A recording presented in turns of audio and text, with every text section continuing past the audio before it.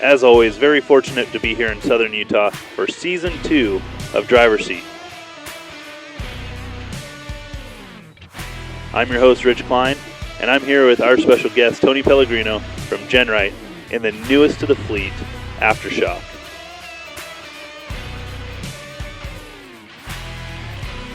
We're on Sliplock Gulch, which is rated 6, but I'll tell you what, there are a lot of obstacles here that can take it above a 6 and probably over to an 8.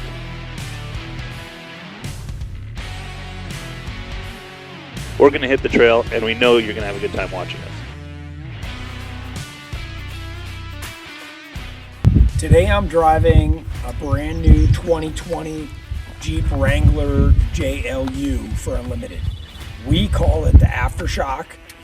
This is a Jeep that we've made several modifications to, including a complete coilover conversion on this.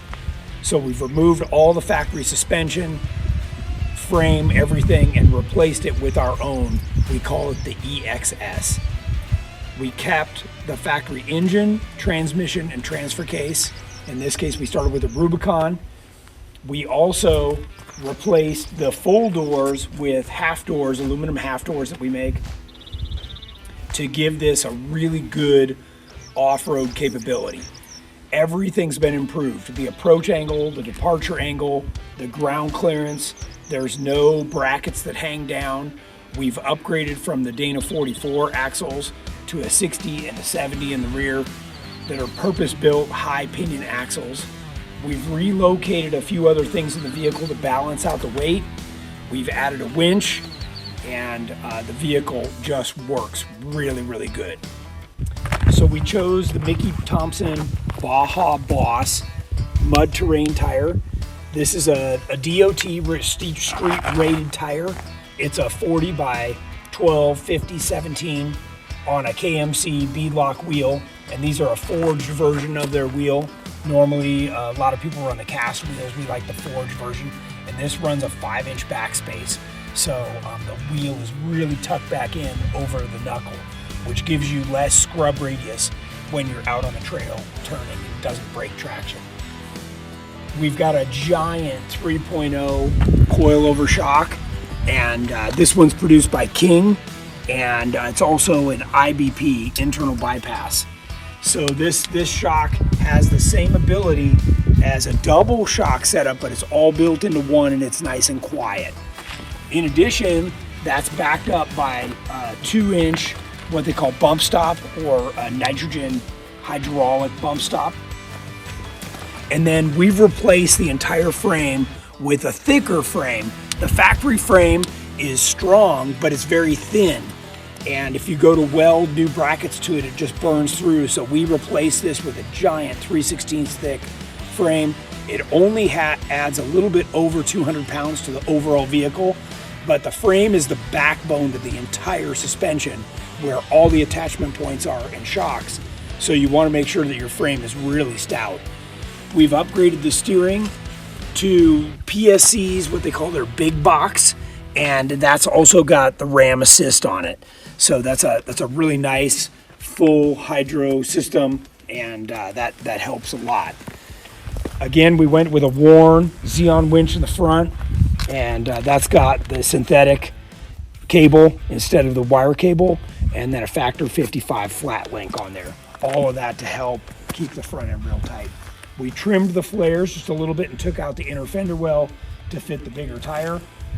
Right now we've left the factory rocker guards on here.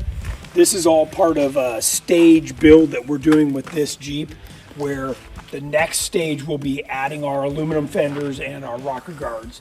So right now, this being the first stage, that everybody who owns a JL can look at this and say, yep, I want to do that to my Jeep. In the back, we added a very, very high clearance rear bumper that has super solid toe points built into it. This also allows you to reuse your rear backup sensors in here. And we've removed the spare tire and put a very compact license plate frame. And this also has the factory camera relocation built into it. So that's real nice. And that camera relocation accounts for how much lift we put in the vehicle, so the perspective on the screen is exactly the same. Down the road, we will be replacing the tail lights and adding corner guards. So those are all changes that we'll make. This vehicle is also getting an aftermarket roll cage that we make. So down the road, we'll be changing all that too. Underneath, if you look, this has got a completely flat belly. So this is a 3/8 thick 70/75 aluminum skid plate that's backed up by some steel cross members underneath.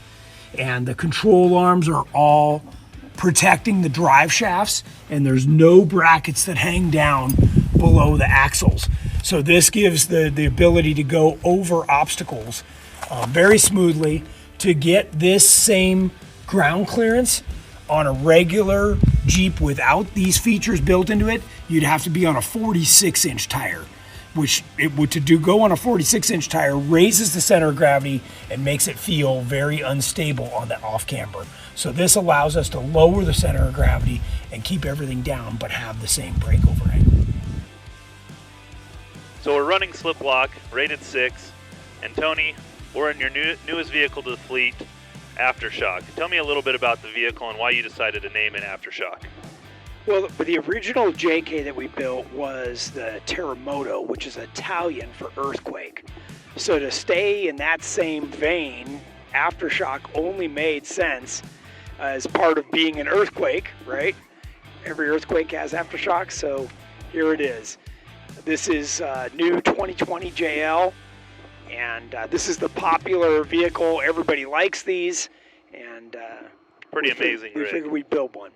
So we're at the first obstacle here on Sliplock. What's some of the things you're looking at when it comes to this rig? So the first couple of things that I, especially if you've got a JL or a JT, they both fall into the same category, is you want to put this into manual mode. You don't just drop this into gear. So we've already shifted into low range 4-wheel drive. You want to put it in manual mode. You want to be in first gear. And the next thing I want people to do is I want them to move their seat forward one click. Yep. That's going to help when we go on a climb like this, that your feet can still reach the pedals. So people don't think about, oh, I'm just going to go up this. Well, what if it doesn't go right? You still need to be able to reach the pedals to back down. Sure. Okay.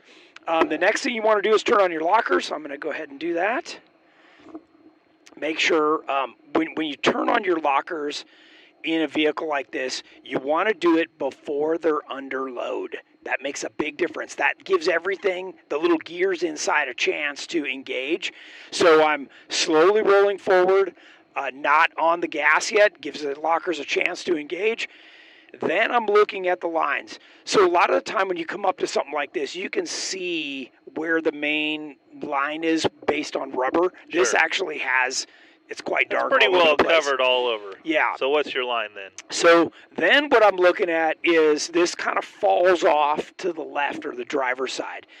And you can see that on the right side, you don't want to be near that hole over there. That would end badly. So you want to make sure that you're kind of, I like these two grooves right here. They're smooth. There's nothing that's going to upset the tires. Sure. And unless you say otherwise, that's where I'm going to go. I think that's a good line. You're the expert in this area, so I don't know about that. don't steer me wrong. All right, so we're gonna climb up here, nice even throttle,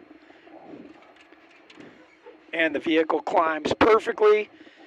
You're always looking to make sure that the front end doesn't fall left or right, and because that's going to be the start of tipping over sideways, right? Sure. So you just want to make sure that everything feels smooth. You want nice, steady gas. Do not be all over the place on the throttle. In this case, the next obstacle is close by, so I'm not going to turn off the lockers. I'm going to leave those on. Sure. That way we know everything's engaged and That we're good makes to go. sense.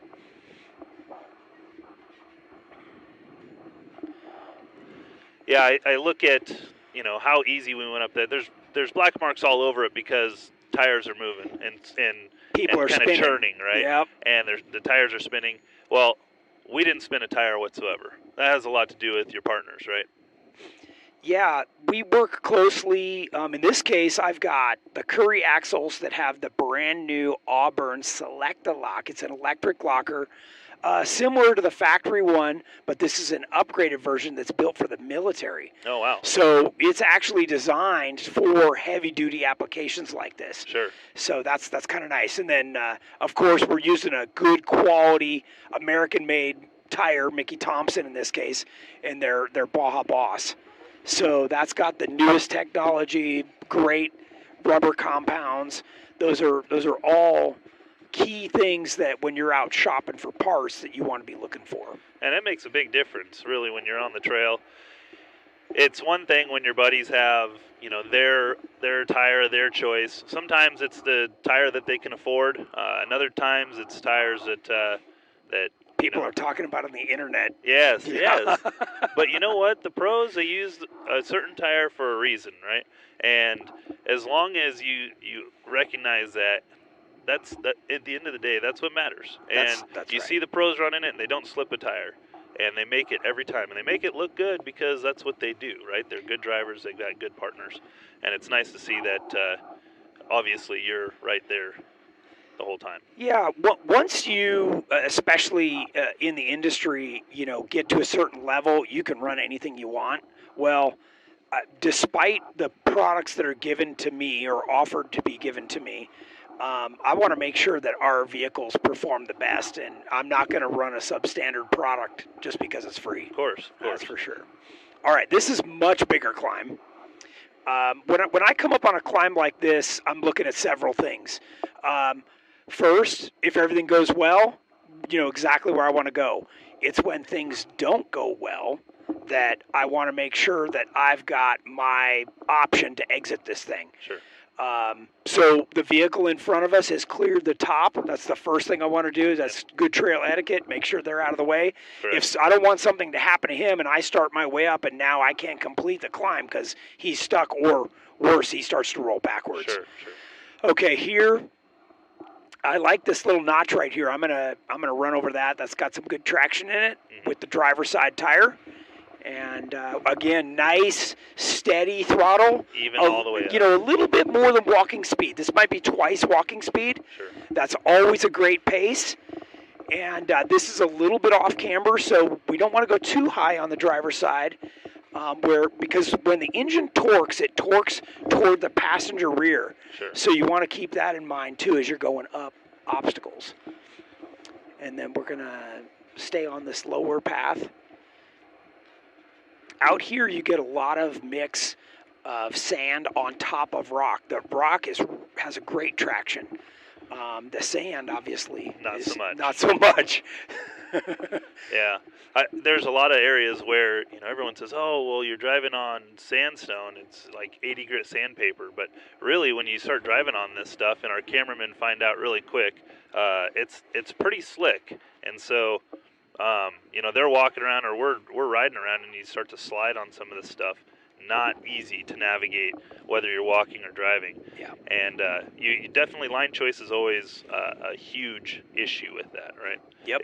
You can, like you said, you saw a little piece, a little nook that has a little bit of traction, and that's what you're going to go grab and help your tires get through this, right? I've been wheeling for a long time. I grew up wheeling off road. Sure. And you start to identify those little things, those little that'll give you extra traction, whatever that might be. Yeah. Or the things that throw you off, right? You know what to avoid. So, it all makes a difference, and it may just look flat to some people, but it all makes a difference. So the other thing we've got on this is that upgraded steering, and that makes a big difference. Sure when you've does. got your lockers on, tires with a lot of grip, we're aired down, all that makes a difference. Okay, so again, I see two little imprints at the bottom, and this is very common on obstacles where your both rear tires are going to be hitting at the same time. So I try and stagger those. I've heard you say that before too. You don't want all that to hit. Now right next to that is a little vein that's smooth. It's like a perfect ramp. That's where I'm going. Yeah, that's exactly where you need. Right? And then if I have to, I can move over a little bit. This isn't quite as steep as the other two we just did, but all the same, pay attention on this stuff. Yes. Every time you get a chance to to drive the obstacle, don't discount it, right? Yeah. If you the second you discount the obstacle, you're going to get bitten by that obstacle, right? I agree 100%. Every time I've gotten lax or comfortable or cocky, that's when it's always bitten me. Sure thing. Now, one of the things that we went over for this unique vehicle build is the EXS system, and the more I look at it, the more I realize that it is crazy the amount of work that you guys have put into this to make this vehicle above and beyond every other suspension system out there, period. And literally, nothing is better. Yeah, I'm glad you can feel the difference. It's something I take a lot of pride in. I really want the vehicle to feel positive and predictable. There's too many suspensions that you get in the vehicle, and it just feels sketchy. The anti-squat's wrong. The roll center's wrong.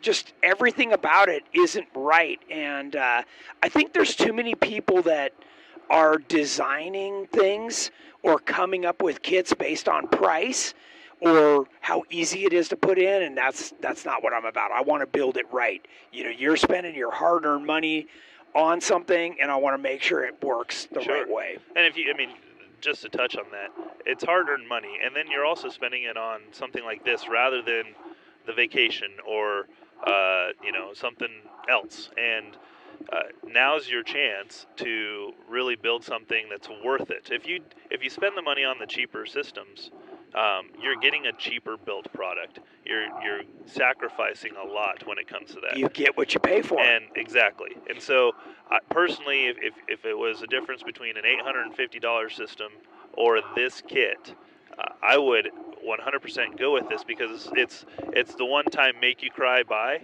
but when you're done with it, you never have to think about it again. And your vehicle value just went through the roof rather than one of these bolt-on kits. Yeah, you're going to enjoy it. It's quiet. There's no clanking, creaking, clunking. You don't feel like you're depreciating the vehicle every time you take it out. Yeah. So, pretty nice.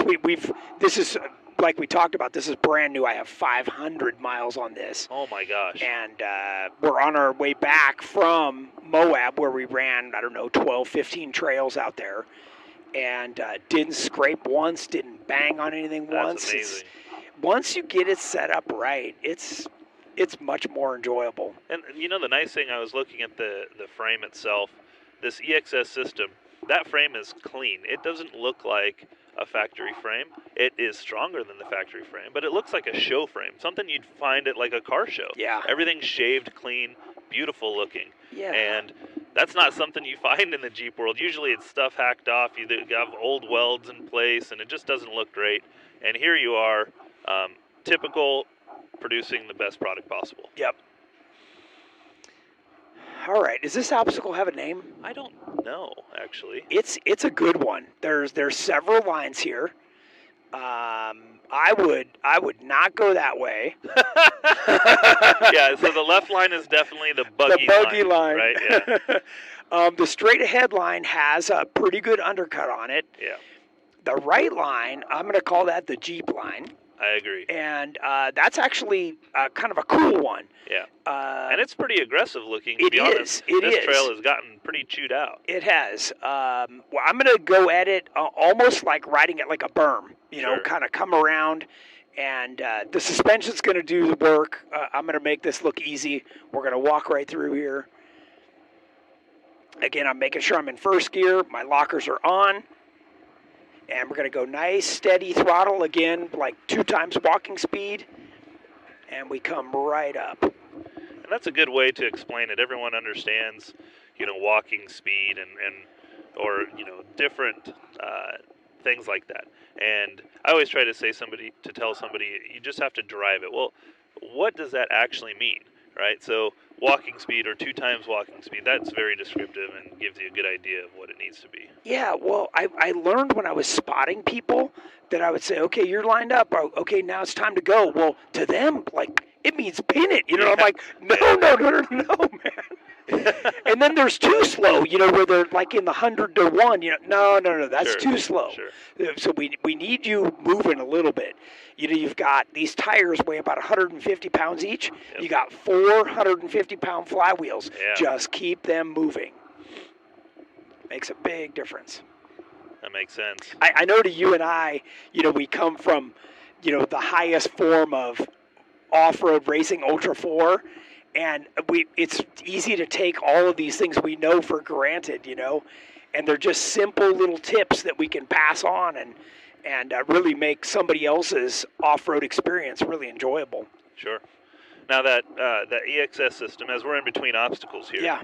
the one thing that I find that sets it really apart is that your system replaces that really thin but strong factory frame, and it gives it a much more stout, usable platform, right? Yeah, so let's talk about that for a second. When Jeep came out with this vehicle, the new JL or the JT, this applies to both, the Gladiator, they had to meet a bunch of mileage requirements imposed, and this is all back when Obama was in office and put all these for the car companies. And it's not just Jeep, right? It's all the car companies have to meet certain mileage requirements.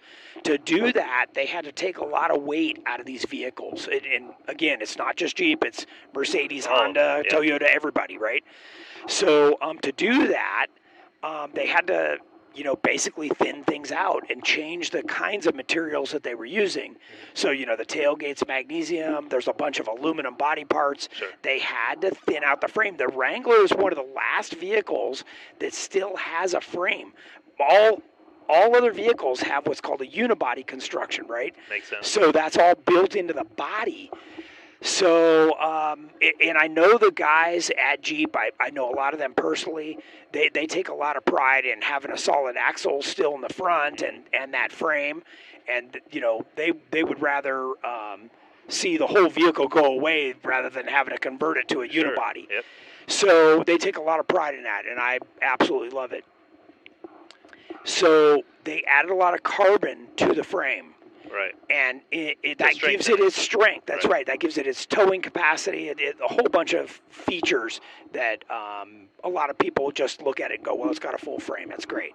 The problem is that the aftermarket guys like me, you can't weld to it. Right. It just burns through. So that's when I made the choice. We're gonna just make our own frame, and we're gonna do this right. And when I'm doing it, I'm gonna make it thicker. I'm gonna build it to last a lifetime, and that's just my philosophy. I like doing stuff like that. In addition to that, we know that people don't just want to crawl anymore; they want to go fast too. Well, to go fast requires a lot more strength, Sure does. as you know. Sure does. So that's where we went with the beefier, the thicker, American-made material. I mean, it's just everything about it. Now, when we do that, we're pretty much starting from a blank canvas. We can laser notch in all of the brackets, right? So everything is in the exact location. Frenched in. Yeah, Frenched in. And because of the blank canvas, we can also optimize everything, which means this vehicle has another 1.5 inches of up travel over what the JK Elite had. And narrower frame in the front so you get more turning out of it. Yes, right? Just everything's been optimized. We were able to do the rear where the shock towers didn't come in as far, so you leave a lot more of the interior. I mean, just everything about it is I have to catch myself from saying it's the next level above what we offer for the JK. It's a couple levels up. It really is. It really is. And I think the thing that is probably the most fun about it, right, is you built this amazing machine, Terremoto, campaigned it all over the U.S. several years, and it is this kind of like pinnacle of what Jeeping is, right? And when you come to a vehicle build, well, you've moved all the tech that you learned in that vehicle and you've put it into this, but it's without the super expensive unobtainium, race platform motor. Right. You're using stock drivetrain still. Yeah. It's not too much to ask, right? Right. Yeah, I mean, you save a lot of money by doing that. Right. And, quite frankly, in low range, this has more than enough power. Sure. You know, because we've put 538 gears in the axles to accommodate the 40-inch tires, that actually takes it right back to stock. All right, so now we're coming up to Horseshoe Falls. Yeah, this is the real deal. This is legit. On the 6-rated trail, you know, really this is like an 8-rated obstacle. And looking at the rear, you're seeing the rear articulate, the front's articulating well. Just pretty cool how everything's moving in concert with each other, right? That's it. You said it right there. It's all about having a balanced feel, and that's a big part of what makes the vehicle feel really stable and predictable. We've moved the shock and spring control way out to the wheels, and that makes the vehicle feel a lot more stable. And then on top of that, you know, we added giant 3.0 coilovers. So it's a huge difference maker. It's over a 2.5. It's 66% more dampening capacity. That's insane. It's insane. Now, as we look at the rear shot here in the background, you'll see Coda the Jeep with us. He's climbing Horseshoe Falls using that, you know, twice walking pace to climb it, kind of just keep momentum to keep climbing up. Yeah, and this one is one we were talking about. You know, there's a little bit of sand on there. Right. So, and it's got some ridges in it. So those are all things that you want to pay attention to because it's going to slightly upset the traction as you're going up. So you got your first couple of things here. There's a V in the middle that you want to straddle. And I put these half doors on because it makes it a lot easier to see the wheels. Again, we're making sure our lockers are on and they're engaged. Now this, I want to be over, so I'm going to let the front tire climb this a little bit, and I'm going to make the rear tire really go up it.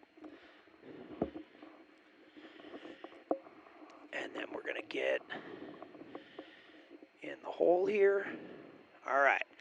So as the front wheels come up, I'm just going to continue our pace of acceleration. I'm in first gear, and we're just going to walk right up this.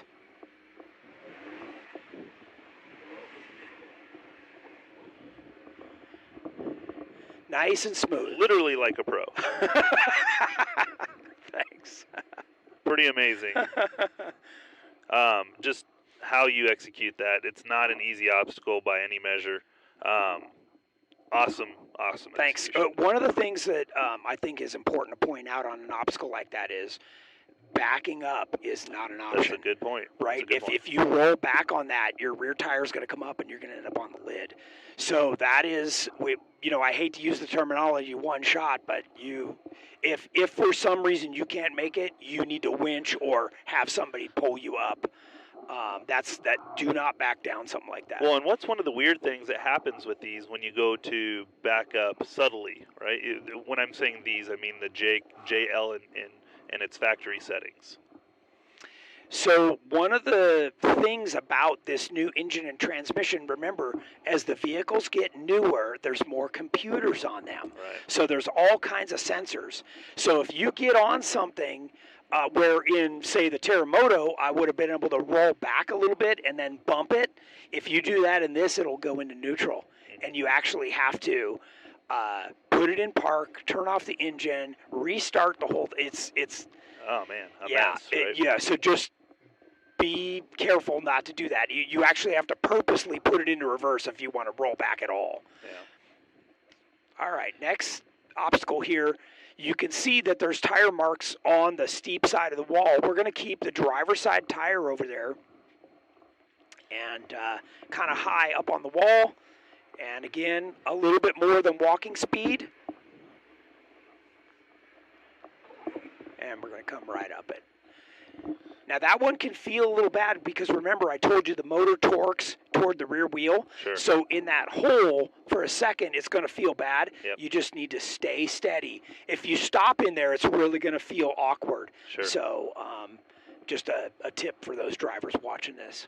One of the things that helps you on climbs here in Sand Hollow or really anywhere is being as light as possible and having as much visibility as possible. And when I look at your new build, that's what I see in these doors, right? Real lightweight aluminum, lots of visibility, it's pretty amazing how even the engineering that you've put into the doors themselves is above and beyond what you normally see in the industry. Yeah, I wanted a really factory look on these doors. I wanted the ability to either put the factory style mirror on or the new, SCO style convex mirror. The Jeep spent a lot of money to lighten these vehicles up, and the last thing you want to do is add a bunch of steel components. Sure. So we've worked really hard to keep the weight down, or if we're going to add weight, it's in the right areas, like the axles down low. It's going to help you. You put a big axle in, like this front axle, and it's like putting a 200-pound guy on the front bumper. It keeps the front end down when you climb.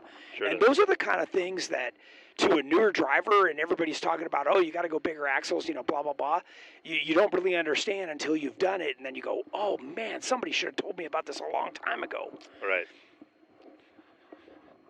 And here, let's see if I can pull this up.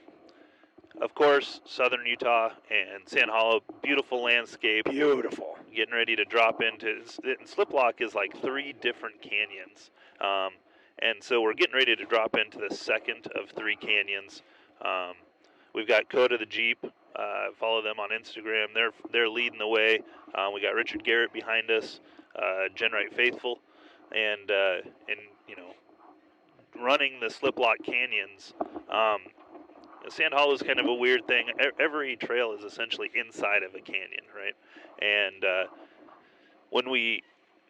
some of these canyons are shorter than others, and so you'll go up one, and then for Sliplock you'll jump over to another one, and you'll run part of that, and then you'll jump over to another one and finish out the trail.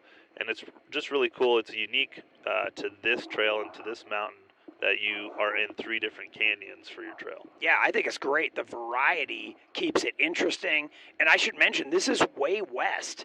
So, when we did Double Sammy in the Terremoto, that was overlooking the lake. Now we're much further west. You can see a little bit of the golf course. It's kind of a different landscape. It is. So, even though you're in the same area, you're getting to see new stuff, which is totally cool. It is cool. Yeah, here you get to see the golf resorts a little bit more, looking down onto St. George a bit, and it's just, every time you're here, it's always nice to just look around, and it's one of those things that this area, as popular as it's become, since the last time we filmed this, it's still, you're out here on a weekday, and we haven't seen one vehicle. Yeah, we got the place to ourselves. It's pretty amazing. It's pretty nice.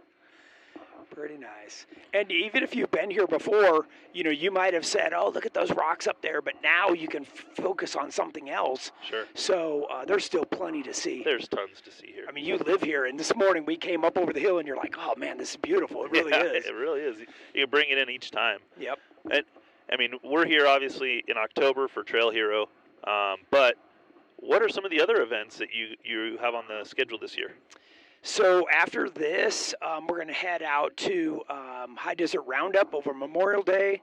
Then we're going to be at Rock Junction over in Grand Junction the week after, like the beginning of June. We've got Jeepers Jamboree further on from that. I'll definitely see you there. Yeah, that's a fun one. That's a favorite. Yeah. It's cool because you get to run the Rubicon, and they cook you breakfast, lunch, and dinner. So you just get to hang out and have fun with your friends. So that's always nice. Right now, that's kind of, and then, in between there, I'm helping to support my youngest son, Jordan, at some Ultra 4 races. Yep. And he just finished the King of the Hammers. King of the Hammers, right? Yeah. Super proud of him. Only 22 years old, doing 22 great. years old. Yeah. Oh, where did he finish with that? I think he came in 21st. So that's awesome. I know that he would have liked to have done better, but he's running that brand new car, and we are constantly trying to dial things in. And that actually runs an electric pump to pump the oil in the front differential, and that just quit. Oh, no. So when he came into the pit, he had an hour-long pit stop to swap that out. Yep. We've since then made that much easier to change, and there's a redundant pump in there now. Sure. So all things in hindsight that are easy to fix. That was a nice 26-degree down. Yeah, that was. So we're passing, this is John's Trail, right? Yep. John's Trail's to our side. That's a fun 7-rated trail. Yep, and you did a driver's seat on that already. We did with Paula. Yeah. Yeah. And she's running some of your lightweight fenders. Yep. And yeah. She's on the same Mickey Thompsons. All right, so looking at what's next for this vehicle, right? You've got the big shocks, you've got the tighter turning radius, you've got the new frame, and of course, the double triangulated rear suspension to keep the rear from walking actually helps you stay planted on your line versus driving you away from your line. Yeah, back in the days of the TJ, double triangulating the rear suspension made the vehicle feel very knife edges, right? It was not very streetable. Sure. Although off-road had superior performance on these longer wheelbase vehicles that we're driving now. Which, by the way, the longer wheelbase is fantastic. So if you haven't driven one, it makes you feel like Superman. We're able to put the double triangulated in this, and you don't have that same effect anymore. By the way, on this suspension, we also only run a rear sway bar. There's no front sway bar. And this is perfectly streetable. We've driven this all over the place already on the highway at freeway speeds. That this is to me, that's one of the bare minimum requirements, is that it has to be good on and off-road. Well, I think that when you look at suspension design, it's one thing that I enjoy the most, and will always fall back into my engineering and really build out on every one of my vehicles. And the rear sway bar helps the body stay with the rear and allows the vehicle to be more stable on climbs and side hills. But when you add a front sway bar on, it's usually because you're trying to fix the suspension, right? And it's not quite right. And so it's a huge testament to how this vehicle's set up. You don't have a front sway bar, right? Which means you're dialed. Yep. Yeah, in the Terremoto, I was able to actually remove both sway bars. So that's part of what I'm working on right now with this one, being a new platform, is getting the shock nitrogen pressure correct, getting the spring rates right, where the secondary nuts kick in on the dual rate spring. These are all the things that when you get something from GenRight, you've got somebody like me with race experience that's gone through and set all this stuff up. And then that's what we then offer our customers. So they literally step into the kit with a pre-tuned, dialed in. Now, can you always make it better? Sure. And maybe for their specific application, they can still do some tweaks. Sure. But it's going to come to you 95% dialed in, which is more than I can say for a lot of other kits out there. Yeah, I think that's one of the, just again, something to touch on. Your kit, it's inclusive, right? When they buy this EXS system, it's not like they're just going to take it home and go install it themselves. You're there with great customer support, helping them every step of the way, or doing it for them, right? Yep. Yeah, they get that option too. So when you buy an Elite kit, that's going to come with 46 pages of instructions, detailed. Holy smokes. Yeah. And then if you, on the EXS, especially the new systems, we're offering that as a rolling chassis. So, if you bought the rolling chassis, you could literally take it home, move your engine and transmission over, drop your body on, and in 3 days, you've got a, Holy so you're not talking about months or years that Right. it normally takes to build one of these awesome rigs. Now you're talking about a few days, and you're out wheeling. And when you look at this vehicle, you don't have shocks through the tub. Right. I didn't see them, right?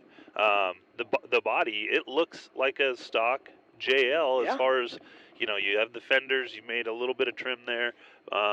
You're coming out with a kit that will be the next step, the stage 2 of this build. But right now we're driving in, and this is the crazy part, body's not modified, and we've got 40-inch tires on, and your kit, and nothing's rubbing, nothing's making weird noises. We're not bottoming out on anything, Right. Which is oftentimes what you get on a new build. You're still trying to tweak that and figure out those little things, and we don't have that at all. Nope. And for most people that live in states where there's vehicle inspections, we haven't modified the engine, transmission, none of the exhaust, none of that stuff. It's all there, stock. so that you're not getting check engine lights or any of that stuff that's going to give you trouble when it's time for your annual inspection. That's huge. It is huge. I mean, you're constantly trying to have fun off-road, but you can't make too many modifications without breaking the law. That's right. And I say that with like this bummer sigh, because you want the best, you want the most capable vehicle, but you also don't want the issues, right? Yep. So one of the things I can compliment Jeep on is this engine and transmission combination is awesome. The fact that they give you this manual mode and it sticks there. I mean, when you say I want first gear or I want third gear or whatever gear, it will hold it, and I really like that. That's because a lot of people remember the stick shift days. You know, they want that. This will decelerate just like a stick shift. Yeah, it's really good. Yeah, I feel like this Jeep is the JL is definitely a step in the right direction. Though they have the weird intricacies as well that makes it a little bit more difficult. Obviously a lot of those are government standards and whatnot. Yep. And then creature comforts. You and I have heated seats, and there's a heated steering wheel and dual zone climate control. Right. I mean, those are the things that make people buy new vehicles. They want those creature comforts. So now we've finally fell into what we would consider probably the third wash of Sliplock, and this has got some pretty cool twisty spots that will actually really exemplify why you need that rear suspension. There's this obstacle up here called Hardtop Alley, and you wonder why that's called Hardtop Alley. Oh, right? I think I know why. I am pretty sure a couple hardtops have been hit there. All right, this is a great example. These rocks over on the driver's side, a lot of people would actually try and miss those.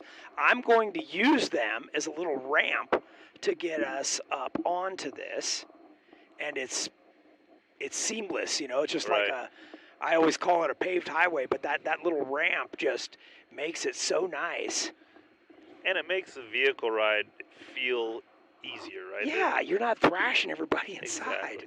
Exactly. You're not picking the easy line. You're picking the right line. When you're in the canyon like this, it is there's only really one line, and so take that line, do it right, and make it. Some of that stuff can just wear you out at the end of the day. It sure can. Okay, so this one I'm going to drive a little bit further. We could have caught an edge over here on this passenger tire. Sure. I'm going to drive a little bit further in because I'm actually going to turn passenger as we come up here. And there's a ton of traction in this. And I'm just going to, you know what? I don't have my lockers on, so I'm going to turn those on. Yep. Here we go.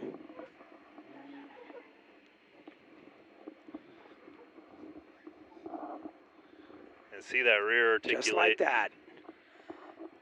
Okay, so I'm going to turn the lockers off, and I'm going to do one quick backup here so we can get down a little bit lower toward the line that I want. There we go. And you can see there is definitely a spot here where it could take out window, cage, hardtop. Oh, yeah. And this isn't even Hardtop Alley. Right. This is just an obstacle. So we're going to come into this. Every time he moves, it's going to move him driver, and then that'll get him away from that. Should help. Our camera car driver, Woody's out here. There he is. There he is. That's it. Little Jeep wave action. There we go. Okay, so this one, like you said, we got to watch this. Now, when you climb the passenger side, it's going to tilt us over into this thing, so we got to be a little bit mindful of that. See, now we're starting to tilt. And you get close. I mean, you do. You're literally 6 inches away. And then we're going to try and find this. Now, again, we're going to lean, right? But now the front's going to start to climb. There we go. Levels out. And then we're just going to walk right up this. Like that. Jeez. I like to say easy, but obviously it's not as easy for others as it is for us. Well, we're driving in the top of the line, you know. Yeah, if we can't make it, nobody's going to make it. I agree. still, the thing that I'm just baffled by is you've taken this brand new platform and you've really made it into something, right? It's not just the regular kit that you can buy off the shelf, but it is the kit that will take you everywhere you want to go in your vehicle. Yep. Yeah, quiet, reliable, heavy duty, long-term solution. And again, we spent a year designing and building all the fixturing to build this. Right. And that is on the back of a successful JK platform, the elite suspension for the JK. So this isn't the kind of thing that even somebody that wanted to just copy us and say, well, we're going to make the same thing. Mm-mm. No, good luck. There's a large barrier to entry on that one. Yeah. Well, again, testament to that entire frame-off build that is just it sets you above the others. Right? One of the Jeep engineers that was key on the building the JL came over and looked at it, and he's like, "This is the finest machine I've ever seen, Tony." Oh my gosh! Yeah. To get an endorsement from somebody like that's cool. That is cool. Now we're coming up on the good stuff. Yeah. Now, so the last part of this trail is they're really obstacles that if you're not careful, they'll bite you. Oh yeah. And we kind of have this rock highway in between. It kind of gives it a Moab feel where you do one obstacle, you drive a little bit of a distance, and then you do another obstacle and you drive another distance. And the next series of obstacles, and I say a series is because it's just one right after the other, right after the other. So trying to guide this during a trail ride can be cumbersome because you're kind of going back and forth, making sure everyone goes through. But with the vehicles that we have today, and we're 3 deep on a trail, 6-rated trail, which could be easily mistaken for an 8 if you're doing the more fun bonus lines, just makes it feel like, you're going to attack it together as a team and get through it and do really well. Yeah, you and I always refer to it as more fun, but that's actually technically the more difficult. Yeah. Yes. Yeah, it is definitely a more difficult line. I'm just a fan of doing the craziest, hardest things possible and making them look effortless. Well, yeah, and some of that takes seat time. Some of it just takes patience, right? A lot of the time I lack patience. I want to get through quicker. But obviously, if you come in here and you destroy the side of your vehicle, the fun starts to wither away. Sure. So, just gotta absorb it. And I was actually thinking when you were talking about this little rock highway, for some drivers they welcome this break. Yeah, absolutely. So it's nice. This is like a little mini golden spike crack here. Yeah, it is, isn't it? Fun. Real mini.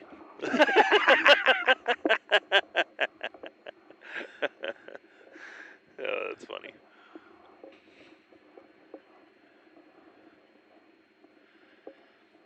Just looking forward into the next part of the trail, you can see all the big rock we're getting ready to go into, and you can see it there in the background. There's some pretty big climbs in here. There is.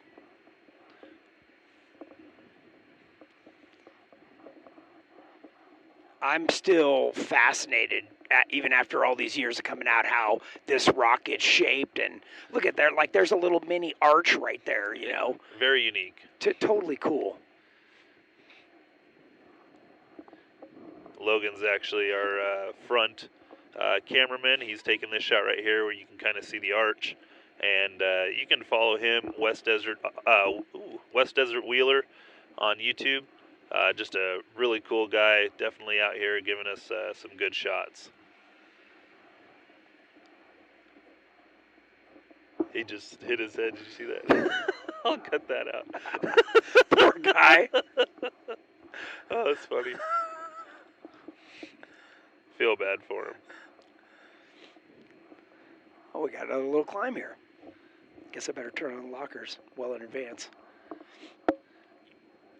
So yeah, now we've got a climb coming up. Coda's hitting it right now, and it's kind of a turn and climb at one sudden movement here. What are you thinking about going into this?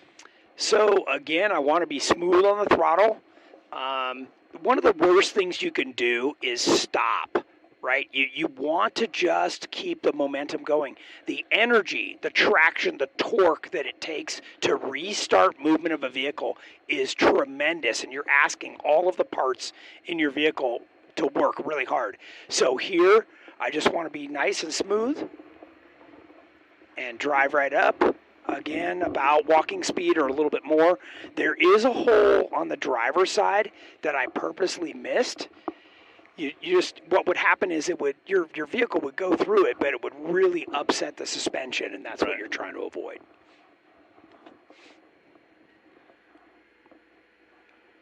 Again, flawless.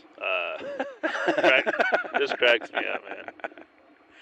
I know, we're making it look way too easy. I know. I always have so much fun riding with you. And I've been on some crazy shows where, you know, the vehicles and the drivers, and we're out here having fun, but holy smokes, it is terrifying sometimes. And for sitting in a dang JL, it's not bad. It's not bad at all. It's like a limo ride. It is. These leather seats. Yeah, it's pretty nice. Yep. It's definitely cush, and being from the buggy world, I don't get that. You know, I don't get that in the buggy world. I don't have heated seats. I don't have a hard top or even a shade usually, and so you're just out there with the elements. Gosh, yeah. That's great. Hopefully, really I'm not talking too much. I'm just trying to give people as much information as possible. I think that's what they're looking for. A lot of our show viewers love the tech, and so. They're going to watch your show. They're going to come out here and run Sliplock Gulch at one of the events or on their own accord. And they got an idea of what they're going to battle along the way. I hope so.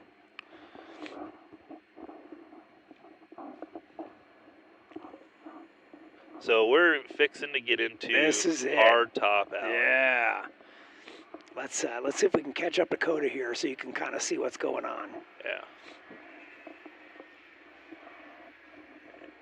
You can kind of see him in the background getting after it. So his tires are barely holding onto the wall. That rear tire is just right there. If he slips in, yeah, you're done. And you can see how close the car gets to the... And they say hard top, but you lose your mirror, you lose a lot of stuff on the side.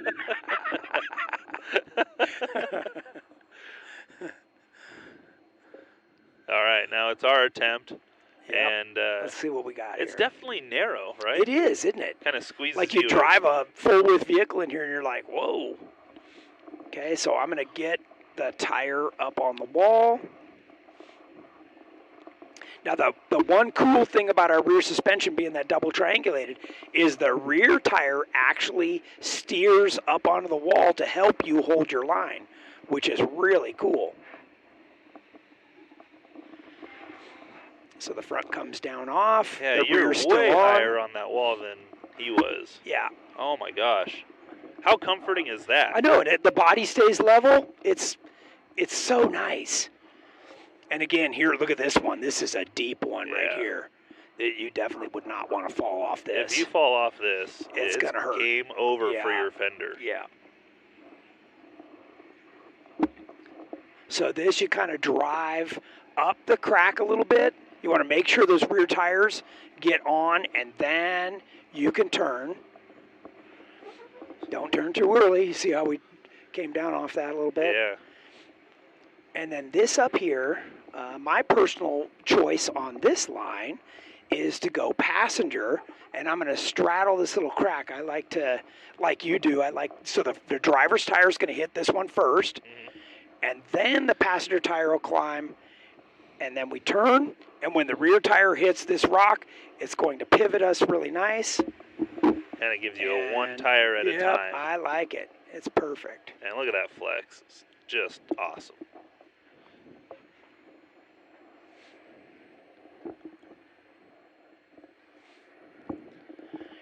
Sure makes it easy to drive. Yeah. Pretty amazing. I'm, again, just baffled. You just get into some of these other cars on the show, and there's nothing wrong with them. They're great builds, But holy smokes. Well, Those- there's more to it than just putting on a set of coilovers and, Right. placing suspension pivot points on the axle or the frame. You got to get that stuff right. If it was easy, everybody'd be doing it. Sure. Yep. So almost near the end of the trail. Again, beautiful views down onto the lake. Really cool. See the Zion National Park in the background. Just, again, amazing day to be out here on the trail. There's no wind. It's beautiful, like 70 degrees. Yep. It's about as perfect as you can get. And just makes you feel fortunate for being here and having the ability to do this.